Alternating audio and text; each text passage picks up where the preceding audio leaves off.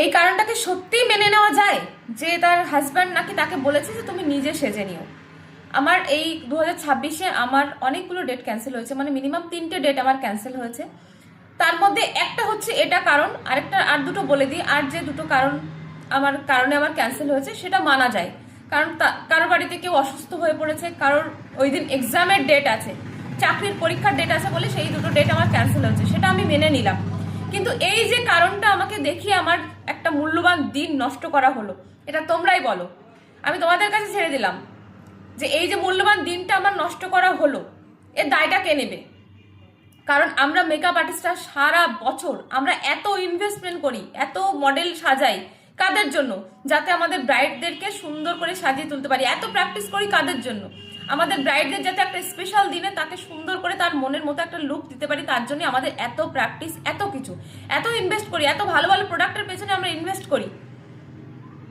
তো সেই জায়গায় দাঁড়িয়ে যদি এরকম একটা কারণ দেখি একটা ডেট ক্যান্সেল করে, তাহলে এই যে আমার ডেটটা যে তুমি ক্যান্সেল করলে এভাবে, তোমার বুকিং করার আগে নিশ্চয়ই তোমার ভাবা উচিত ছিল, যখন আমাকে বুকিং করেছিলে তুমি তার আগেই তোমার ভাবা উচিত ছিল যে তুমি পেমেন্ট দিতে পারছো না বা পেমেন্টের সমস্যা হচ্ছে তোমার, তাহলে আমি এই মেকআপ আর্টিস্টকে হায়ার করতে পারছি না। তুমি 2 মাস আগে বা 1 মাস আগে এসে তুমি ডেটটা আমার ক্যান্সেল করছো, তাহলে এই 1 মাসে কি আদৌ আমি কোনো বুকিং পাবো? সেটা কি কখনো সম্ভব?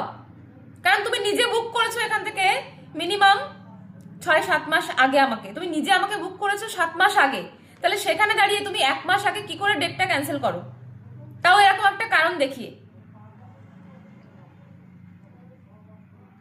তো আপকামিং যারা আমার ব্রাইডরা আছো, প্লিজ তাদেরকে বলবো, মানে যারা আমাকে বুক করতে চাইছো তাদেরকে বলবো, তারা বুকিং করার আগে প্লিজ একটু ভেবে চিন্তে তোমরা বুক করো। দেখো, যদি কোনো অ্যাক্সিডেন্টলি কোনো ডেট ক্যান্সেল হয় সেটা আলাদা কথা, সেটার কারণ মেনে নেওয়া যায়, যে কোনো একটা বিশেষ কারণের জন্য তার ডেটটা ক্যান্সেল হয়েছে বা ওই ডেটে তার হচ্ছে না, ডেটটা পিছিয়ে গেছে, সেটা মেনে নেওয়া যায়। কিন্তু এরকম একটা কারণ যখন কেউ দেখায়, তো সেটাকে কি কোনোভাবে মানা সম্ভব? আর যেখানে যে ডেটে দাঁড়িয়ে আমি জানতে পারছি যে আমার ওই ডেটে যারা আমাকে বুকিং করতে চেয়েছিল, যাদেরকে আমি ডেট দিতে পারিনি, যারা আমাকে ডেট চেয়েছিল তাদেরকে আমি ডেট দিতে পারিনি যেহেতু ওই ডেটে আমার বুকিং আছে, তো তারা যখন আফসোস করছে যে দিদি ওই ডেটটা তোমার ক্যান্সেল হয়েছে, কিন্তু ডেটটা চেয়েছিলাম তোমার কাছে বা ওই ডেটে কল করেছিলাম কিন্তু তুমি তখন ফ্রি ছিলে না, তুমি ডেটটা আমাদেরকে দিতে পারোনি, তো তখনকার যে ফিলিংসটা সেটা সত্যি তোমরা কখনো বুঝবে না। তোমরা বুঝবে না, একমাত্র আমার মতো বা আমাদের মতো মেকআপ আর্টিস্টরাই এই ফিলিংসটা নিতে পারবে, যে একটা ডেট ক্যান্সেল হলে তার এফেক্ট যে কি পড়ে সেটা সত্যি কেউ বুঝবে না। তো আবারও বলছি, যারা আমাকে প্লিজ বুক করবে তারা একটু ভেবে চিনতে, একটু নিজেদের ভিতরে আলোচনা করে তবেই আমাকে বুক করো, আদারওয়াইজ করো না। কারণ প্রত্যেকটা মানুষেরই মন বলে একটা জিনিস থাকে, তো এইরকম যখন কোনো মেকআপ আর্টিস্টের সঙ্গে হয়, তার মনের অবস্থা, তার মেন্টালিটির অবস্থা, তার মানসিক অবস্থা যে কি হয় সেটা একমাত্র সেই বোঝে। সে ছাড়া সত্যি এই ফিলিংসটা কেউ নিতে পারবে না, কেউ বুঝতে পারবে না। যে সে আমি দেখতে পাচ্ছি, আমি জানতে পারছি সে অন্য কারোর কাছে সেরেছে ওই ডেটে, আমাকে ক্যান্সেল করে, আমার দিনটা নষ্ট করে সে অন্য কোনো মেকআপ আর্টিস্টের কাছে কম প্রাইজে সেরেছে। ঠিক আছে, তুমি সাজো কম প্রাইজে, কেন তুমি ফ্রিতেও সাজো, আমার সেটা নিয়েও কোনো বক্তব্য নেই, সেটা নিয়েও আমার কোনো কোনো ইয়ে নেই, কথা নেই। তুমি আমার ডেটটাকে, আমার মূল্যবান সময়টাকে তুমি কেন নষ্ট করলে এভাবে? তুমি যখন পেমেন্ট বিয়ার করতে পারছো না, ওই পেমেন্টে তুমি সাজতে পারছো না, তুমি সেই সময় আমাকে ক্যান্সেল করে দিতে। যখন ফার্স্ট তুমি আমাকে বুকিং করেছিলে 7 মাস আগে, তখন তবু আমার এই ডেটটা আমার এভাবে নষ্ট হতো না। তুমি 1 মাস আগে এসে তুমি কেন এভাবে আমার ডেটটা নষ্ট করলে?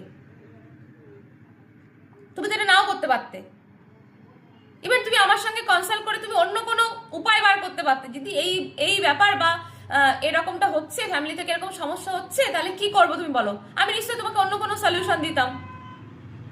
তুমি তাহলে এভাবে কেন আমার ডেটটা নষ্ট করলে? তোমার যদি অন্য কারোর কাছে সাজাচ্ছিল, তাহলে তুমি আমার ডেটটা তুমি কেন নষ্ট করলে এভাবে? তুমি সেজেছো খুবই ভালো কথা, তুমি কম প্রাইসে সেজেছো খুব ভালো কথা, তুমি ওই পেমেন্ট, আমার যে পেমেন্ট সেটা তুমি বিয়ার করতে পারছো না, তাও আমি ছেড়ে দিলাম, তাও আমি তোমাকে কিচ্ছু বলিনি। যখন তুমি আমাকে এরকম একটা কারণ দেখিয়েছো যে হাজব্যান্ড বলেছে যে নিজে সেজে নিও, দেখো আমরা কিন্তু এই প্রফেশনে প্রচুর মানুষের সঙ্গে আমাদের মেলামেশা, ওঠা বসা, তো কোন কারণটা সত্যি আর কোন কারণটা মিথ্যে হতে পারে এটুকু ধারণা আমাদের এই এতদিনে যে প্রফেশনে যে মানে রয়েছি, প্রফেশনাল লাইফে এটুকু ধারণা আমাদের হয়ে গেছে যে কোন মানুষটা মিথ্যে কথা বলছে একটা কারণ, আর কোন মানুষটা সত্যি কথা বলছে এটুকু ধারণা আমার হয়ে গেছে। আমি তখনও কিন্তু কিচ্ছু বলিনি, হ্যাঁ ঠিক আছে চলো যাও, হাজব্যান্ড বলেছে কি না নিজে সেজে নিও। কিন্তু যখন আমি দেখছি আজকে দাঁড়িয়ে, আজকে 26 তারিখ, 25 তারিখে তার রিসেপশন ছিল, 26 তারিখে আমি যখন দেখছি সে অন্য, আমি 23 তারিখেও দেখেছি সে অন্য মেকআপ আর্টিস্ট দিয়েই সে সেজেছে, এবং 25 তারিখেও সে মেকআপ আর্টিস্ট দিয়েই সেজেছে, তাহলে সেখানে দাঁড়িয়ে কি তুমি কি নিজে সাজলে? যে হাজব্যান্ড বলেছেন যে বাড়িতে তুমি সেজে নিও, তুমি কি নিজে সাজলে? সাজনি।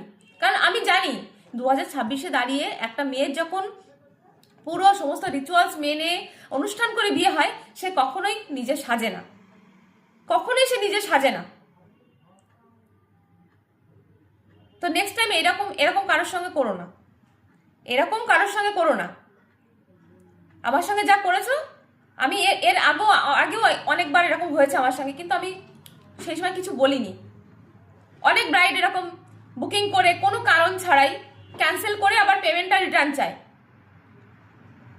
তো এটা কোনোভাবে পসিবল না। তেমনও হয়েছে আমি অনেককেই পেমেন্ট রিটার্ন করেছি, যে কি কারণ, তারা কি কারণে ক্যান্সেল করছে তার কোনো কারণ নেই, কিন্তু তাদেরকে পেমেন্ট রিটার্ন করতে হবে, পেমেন্ট রিটার্ন করে দিয়েছি। তো যখন একটা ব্রাইড পেমেন্ট দিয়ে বুকিং করে, তো পেমেন্টটা কিন্তু কোথাও রিফান্ড হয় না। যখন দোকান থেকে তোমরা কোনো জিনিস কেনো টাকা দিয়ে, তো সেই দোকানে সেই জিনিসটা যদি পছন্দ না হয়, তো দোকানে গিয়ে কি বলতে পারো যে এই জিনিসটা ফিরিয়ে দিন, নিয়ে আমার টাকাটা ফেরত দিন? এটা কিন্তু কখনো হয় না, বা কেউ দেয় না। কোনো দোকানেও কিন্তু ফিরিয়ে দেবে না তার পেমেন্ট অ্যাডভান্স, যে টাকাটা দিয়ে তুমি জিনিসটা কিনেছো ফিরিয়ে দেয় না, তার পরিবর্তে তোমাকে অন্য কোনো জিনিস নিতে হয়। তাই এটা নিয়ে আমি একটা ভিডিও করেছি যে যারা ব্রাইডরা বুকিং করার পরে তোমাদের মনে হয় বা এই মানে সাজবো না ওই মেকআপ আর্টিস্টের কাছে, আমরা অন্য কারোর কাছে সাজবো, তোমরা সাজতেই পারো, সে যে কারোর কাছে সাজতেই পারো, কোনো অসুবিধা নেই। কিন্তু যাকে বুক করছো তাকে অন্তত একটু ভেবে চিনতে তাকে বুক করো, যে একদম মানে পুরো মাথায় নিয়ে যেটা যে আমি এনার কাছেই সাজবো বা যাই হয়ে যাক না কেন, তো সেরকম একটা মেন্টালিটি নিয়েই তাকে বুক করো। মানে কোনো কারণ ছাড়াই, এমার্জেন্সি কোনো কারণ ছাড়া যদি তোমাদের ডেটটা ক্যান্সেল হয়, তাহলে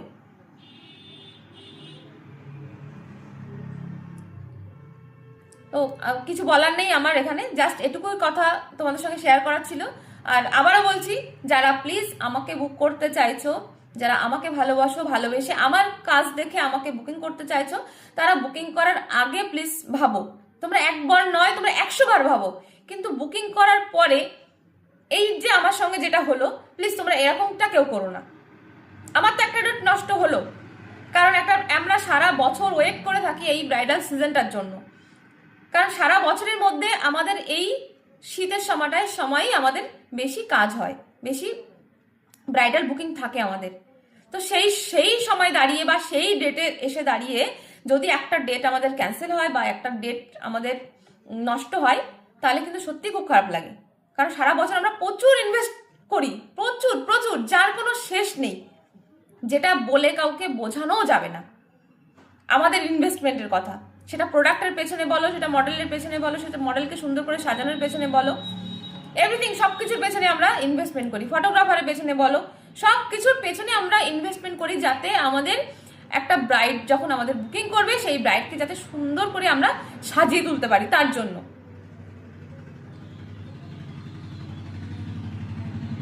তো এটুকুই বলার ছিল জাস্ট।